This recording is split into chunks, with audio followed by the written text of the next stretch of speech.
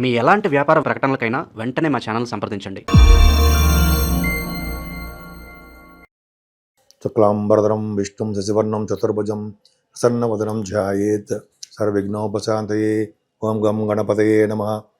ఓం శ్రీ మాత్రే నమః. ఓం శ్రీ గురుభ్యో నమః. ఓం శ్రీ మహాసరస్వత్యై నమో నమః. ఇప్పుడు మనం 1 మార్చ్ 2026 నుండి 31 మార్చ్ 2026 వరకు కూడా 12 రాశుల వారికి వివిధ గ్రహాలు 9 గ్రహాలు ఇచ్చే ఫలితాలు ఎలా ఉండబోతున్నాయో తెలుసుకుందాం. ముందుగా గ్రహాల యొక్క స్థితిగతులు తెలుసుకుందామండి. అంటే గురుడు మిథున రాశిలో వక్రగతిలోను, కేతు సింహరాశిలోను, అలాగే రవి బుధ కుజ శుక్ర రాహువులు 5 గ్రహాలు.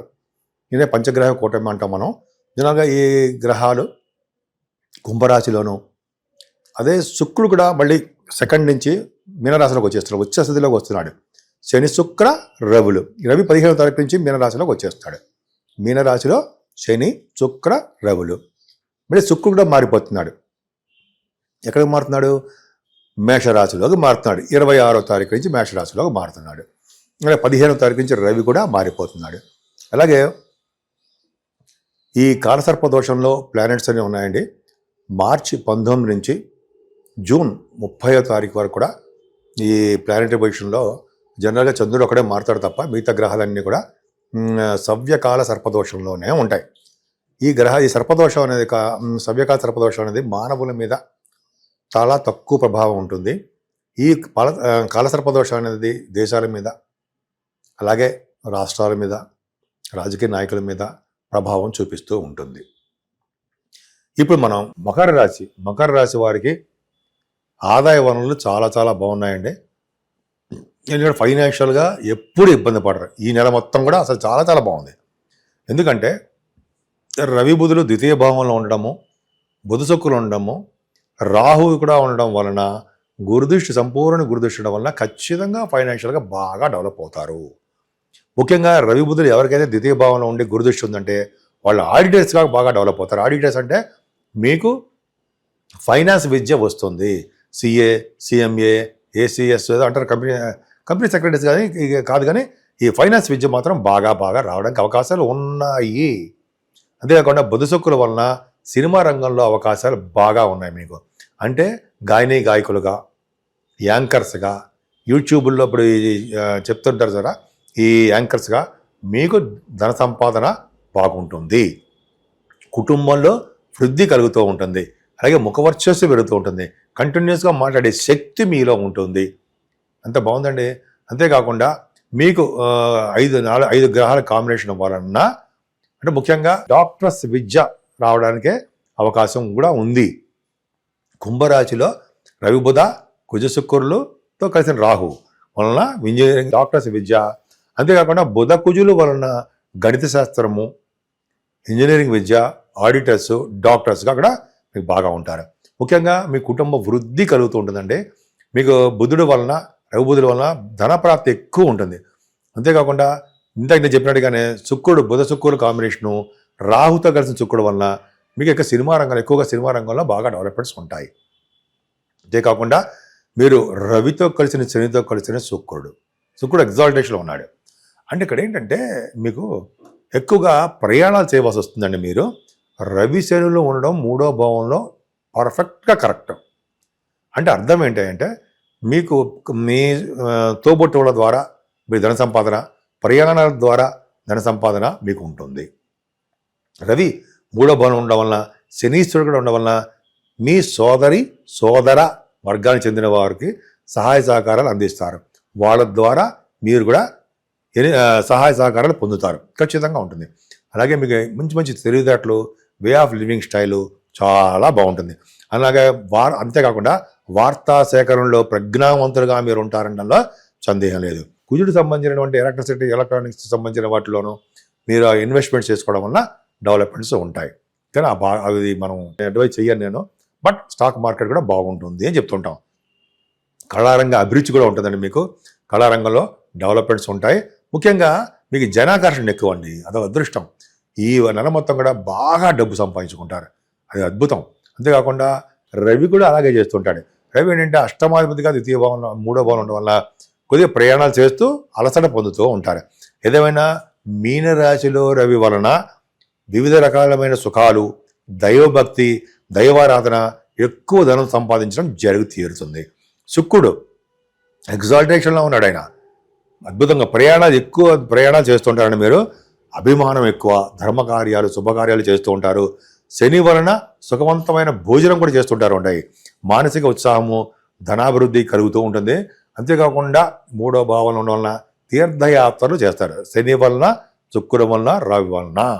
అంతేకాకుండా శుక్రుడే అంతేకాకుండా శుక్రుడు చతుర్థ భావంలోకి 26th మార్చి నుంచి వస్తున్నాడు.